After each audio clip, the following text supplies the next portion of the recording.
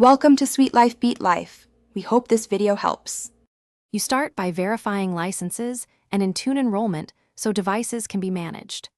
Once done, gather device serials or hardware hashes and format the CSV exactly as required.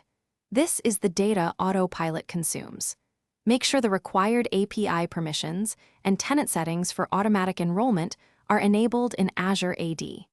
Then, upload the CSV to the Autopilot device's blade in Microsoft Endpoint Manager. This creates device profiles to assign later and seeds device identity before the first boot.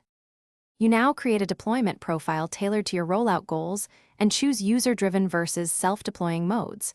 That choice controls account flow and local admin behavior. Next, configure OOB options, language, privacy settings, AAD join vs hybrid join, and whether to skip Cortana or OneDrive prompts, because these shape first-run experience.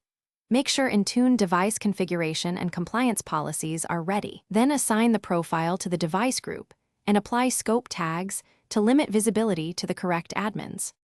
You finish by testing with a clean device, reset or use new hardware to verify the automated OOB and policy installation.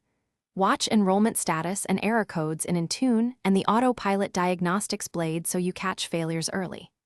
If enrollment fails, review error details, reupload the CSV if device mapping is wrong, and confirm network access to Microsoft services.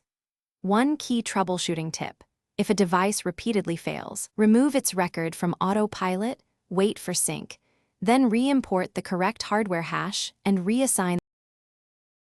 Thanks for watching. Consider subscribing if we helped you.